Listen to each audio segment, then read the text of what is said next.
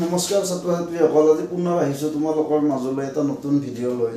তো এতিয়া চাবা যে আজি আমি বৰপেটা ডিষ্ট্ৰিক্টৰ মানে প্ৰি ফাইনেল এক্সামিনেশ্যনৰ যিখন পেপাৰ হৈ গ'ল সেইখনৰ MCQ কেইটামান আলোচনা কৰিম। তো এতিয়া চাবা মই বৰপেটা, ধুবুৰী, কামৰূপ মেট্ৰ', ইফালে তোমালোকৰ নলবাৰী আৰু মানে শিৱসাগৰ এই পাঁচখন মানে পেপাৰ মই আলোচনা কৰিম। তো এইকেইখন মই সচৰাচৰ এইখানে আলোচনা কৰোঁ। তো এতিয়া চাবা যে প্ৰথম প্ৰশ্ন অসম জাতীয় বিদ্যালয় আছে, অসম জাতীয় বিদ্যালয় প্ৰশ্ন পেপাৰখন আছেনে নাই চোৱা নাই মই। তো ঠিক আছে, তো চাবা যে যদি প্ৰথম প্ৰশ্নটো কি দিছে বৰপেটা, যে যদি A:B মানে 2:3 হয়, B:C মানে 5:4 হয়, C:D মানে 3:7 হয়, তেতিয়া A:B C:D মান উলিয়াব দিছে। ঠিক আছে, তো এই অংকটোত তোমালোকে প্ৰথমতে মন কৰিব লাগিব কোন দুটা ৰাশি মানে ডাবুল আছে। বিটো ইয়াতো আছে, ইয়াতো আছে, চিটো ইয়াতো আছে, চিটো ইয়াতো আছে। তো আমি এই মানে একে থকা ৰাশিবিলাক আমি মিলাব লাগে। ঠিক আছে, তো তোমালোকে সাধাৰণতে গম পোৱাই যে অনুপাত মানে ভগ্নাংশ। তো চাবা A/B মানে প্ৰথমতে তোমালোকে কি পাবা, 2/3 পাবা। আৰু ইয়াতে B/C মানে কি পাবা, B/C মানে 5/4 পাবা। তো ইয়াতে বিটো ডাবুল আছে, বিটো ইয়াতো আছে, ইয়াতো আছে। তো তোমালোকে বিটো একে কৰি লোৱা। একে কৰি ল'ব লাগিলে মানে এই বিত 5 আছে, ইয়াতে 3 বুলি ভাবিব পাৰা। তো এই দুটা লসাগু লোৱা, দুটা মৌলিক সংখ্যা। তো তোমালোকে লসাগু 15 পাবা। তো ইয়াতে তোমালোকে 15 কৰিব লাগিব, তাৰমানে ইয়াতো 3 দিব লাগিব, ইয়াতো 3, ইয়াত 5, ইয়াত 5। ঠিক আছে, তো তোমালোকে এইটো কি পালা, 10/15 আৰু 15/12 পালা। তো তোমালোকে ইয়াতে A মানে 10 পালা, B মানে 15 হৈ গ'ল। ঠিক আছে, তো বাকীখিনি এতিয়া চাবা যে এতিয়া আমি এই দুটাৰ পৰা আমি চিৰ ভেলুটো উলিয়াই ল'ম। চাবা চাই লোৱা। এতিয়া চাবা যে তোমালোকে ইয়াতে চাবা, ইয়াতে বিটো অলৰেডি তোমালোকে 15 কৰি লৈছা। তো বিটো 15 কৰিব লাগিলে ইয়াতে 3 দিব লাগিব। তো ইয়াত 3 দিয়া মানে ইয়াতো 3 দিব লাগিব, তাৰমানে 15 কি হ'ল, 12 হ'ল। ঠিক আছে, তো এতিয়া চাবা তো চিটো ইয়াতে 12 পালা। তো ইয়াতে যদি 12 কৰিব লাগে ইয়াতে তোমালোকে 4 দিব লাগিব, আৰু ইয়াতেও তলত 4 দিব লাগিব, একে দিব লাগে 12:28। ঠিক আছে, তো এতিয়া নিশ্চয় বুজি পাইছা। চিটো মানে চিটো ইয়াতে 12 হৈ গ'ল, যে চিটো সেইকাৰণে আমি 12 কৰি ল'লোঁ। 3ৰ লগত 4 মাল্টিপ্লাই কৰিলেহে 12 হ'ব। 4 ওপৰত পূৰণ দিছা, গতিকে তলৰ ৰাশিটোৰ লগতো 4 পূৰণ দিব লগা হৈছে। তো এতিয়া কি হ'ল, A মানে 10 হ'ল, B মানে 15 হ'ল, C মানে 12 হ'ল, D মানে 28 হ'ল। তো এনচাৰটো আমাৰ কি হ'ব, D2 হ'ব। নিশ্চয় বুজি পাইছা। প্ৰশ্নটো চাবা, এইটো সহজ প্ৰশ্ন। 0.00064 প্ৰামাণিক ৰূপটো দিছে, চাই লোৱা এইটো। তো এই দুটা নহয়, 64 × 10⁴, 64 × 10⁻⁴, এই দুটা প্ৰামাণিক ৰূপ নহয়। তো প্ৰামাণিক ৰূপৰ আগত তোমালোকে নিশ্চয় মন কৰিছা, প্ৰামাণিক ৰূপৰ দশমিকৰ আগত এটা মানে অশূন্য সংখ্যা থাকিব লাগে। ঠিক আছে, তো এতিয়া চাবা এই দুটাৰ কোনোবা এটা হ'ব। এতিয়া কোনটো হ'ব তোমালোকে গেছ কৰা। তো এতিয়া চাবা যে তোমালোকে সদায় মনত ৰাখিবা, যদি আমি দশমিকটো ইফালে আনিব লাগে তেতিয়া মানে 10⁻⁴ যিমান ঘৰ নিশ্চয় সিমান ঘৰ হ'ব, মাইনাছ হ'ব কিন্তু। ঠিক আছে, আৰু যদি আমি ইফালে আনিব লাগে দশমিকটো তেতিয়া প্লাছ হৈ যায়। তো এতিয়া চাবা, তো এতিয়া মই ইফালে আনিম, ইফালে মানে বাওঁফালে নিম, মানে সোঁফালে নিম। তো মই সোঁফালে নিম, কেইঘৰ নিম, 1 ঘৰ, 2 ঘৰ, 3 ঘৰ, 4 ঘৰ, 5 ঘৰ, ইয়াত আনিব লাগিব না। তো ইয়াত আনিলে মানে কি হ'ব, মানে বাওঁফালৰ পৰা আমি সোঁফালে লৈ গৈছোঁ। তো সোঁফালে নিলে সদায় কি হয়, মনত ৰাখিবা, সোঁফালে নিলে মাইনাছ হয়। গতিকে এনচাৰটো কি হ'ব, 6.4 × 10⁻⁻5। তো প্ৰশ্নটো কি দিছে চাবা, যে মানে যিহেতু 1 নম্বৰী প্ৰশ্ন, মাত্ৰ তোমালোকক 1 ঘণ্টা সময় পাব চাগে।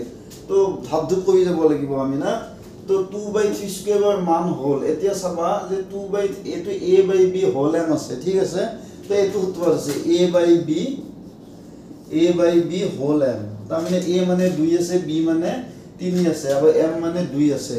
তো এইটো আমি কেনেকৈ লিখিব পাৰোঁ জানানে, যদি আমি এনেকৈ লিখোঁ B/A, মানে আমি হৰটো লগ কৰোঁ, লগটো হৰ কৰোঁ, তেতিয়া এক্সপনেণ্টটো মানে সূচকটো মাইনাছ হৈ যায়, -m হৈ যায়। ঠিক আছে, তো এতিয়া চাবা, তো ইয়াতে তোমালোকক 2/3² দিছিল, ইয়াতে 3/2 -2 দিছে। তো এই দুটা ভেলু একে, তো এনচাৰটো এইটো হ'ব ঠিক আছে নিশ্চয় নম্বৰ প্ৰশ্নটো চাবা এইটো ৰেডিমেড প্ৰশ্ন কিতাপত আছে যদি n m ৰ ঘনমূল হয় তেন্তে m ৰ মান তো ঘনমূলটোক আমি 1/3 বুলি লিখো তাৰ মানে m টো কাও ঘনমূল দিছে m ৰ তো m ৰ ঘনমূলক আমি কি লিখো m টু দি পাৱাৰ 1/3 তো এটো তোমালোকক কি দিছে n বুলি কৈছে না তো n তো এতিয়া চাবা যে তোমালোকে m ৰ মান উলিয়াব দিছে তো 1/3 টো কেনসেল কৰিব লাগিব তো আমি দুফালে আমি কি কৰি দিম দুফালে আমি ঘন কৰি দিম মানে কিউব কৰি দিম ঠিক আছে তো এতিয়া সূত্ৰটো নিশ্চয় জানা a to the power m whole n equal a to the power m into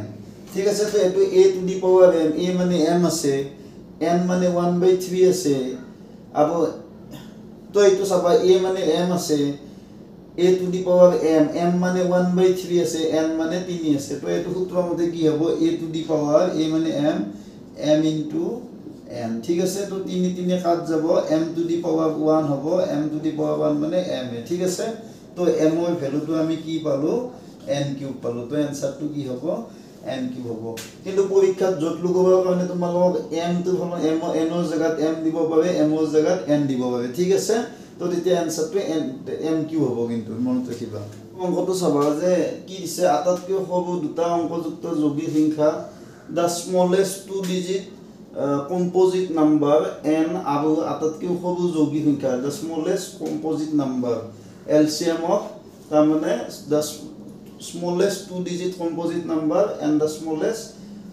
composite number is what এটো তোমালোকৰ ইংৰাজী মিডিয়ামৰ অটো দিয়া আছে তে আটাতকৈ সৰু দুটা অংকযুক্ত যৌগিক সংখ্যা আৰু আটাতকৈ সৰু যৌগিক সংখ্যাৰ লসাগু হ'ল LCM তো এতিয়া চাবা যে আটাতকৈ সৰু যৌগিক সংখ্যাটো হৈছে 4 আৰু আটাতকৈ মানে সৰু দুটা অংকযুক্ত যৌগিক সংখ্যা হৈছে 10 তো ইহতৰ লসাগু লোৱা 2 2 গুণ 4 2 5 গুণ 10 তো এনসারটো কি হ'ব 2 2 গুণ 4 4 5 গুণ 20 হ'ব নিশ্চয় বুজি পাইছা তো আমি একদম 5 6 তে আমাৰ এনেকৈ লসাগু গসাগু উলিয়াব শিকায় না ঠিক আছে তো এইটো চাবা যে n² - 1 ক 8 ৰে বিভাজ্য হয় তেতিয়া n হ'ব অখণ্ড সংখ্যা স্বাভাৱিক সংখ্যা যুগ্ম অখণ্ড সংখ্যা যুগ্ম অখণ্ড সংখ্যা তো অযুগ্ম অখণ্ড সংখ্যাটো জানোই তোমালোকে তো এতিয়া চাবা যে ইয়াতে চাবা তোমালোক 8 ৰে হৰণ যাব লাগিব n² - 1 তো তোমালোকে চাবা 3 লোৱা তো 3² - 1 তো 3 পৰা 3² মানে 9 9 - 1 9 এক গলি কিমান 8 তো 8 তো 8 ৰে হৰণ যাবই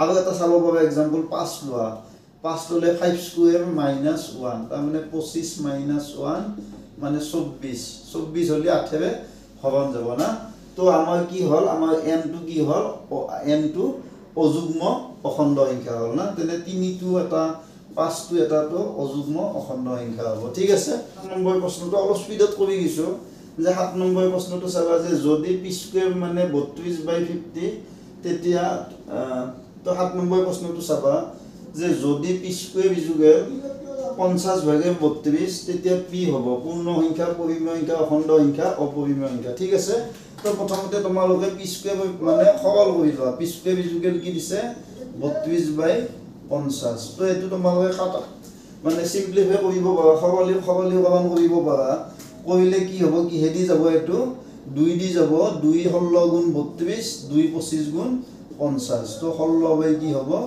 25 হ'ব ঠিক আছে 16 দ্বিগুণ 32 2 16 32 2 25 গুণ 50 ঠিক আছে তো এতিয়া তোমালোকে বর্গমূল লব পাৰা p² ৰ বৰ্গমূল p 16 ৰ বৰ্গমূল 4 25 ৰ বৰ্গমূল 5 তো এটো কি আকাৰত থাকিল p বাই q আকাৰত থাকিল তো এটো নিশ্চয় কি হ'ব পৰিমেয় সংখ্যা হ'ব কাৰণ আমি জানো যে যিবিলা সংখ্যা p বাই q আদিত লিখিব পাৰি হেবিলা পৰিমেয় সংখ্যা ঠিক আছে তো ঠিক আছে আজি ভিডিওটো ইয়াতে সামৰিছো আশা কৰোঁ তোমালোকে ভিডিওটো চাই ভাল পাইছা তো নতুনকৈ যদি ভিডিওটো চাইছা চেনেলটো সাবস্ক্ৰাইব কৰিবা আৰু এনেকৈ মানে বাকিবিলাক MCQ এইদিন আলোচনা কৰিম তোমালোকে ভিডিওবিলাক চাই থাকিবা ঠিক আছে ধন্যবাদ গুড নাইট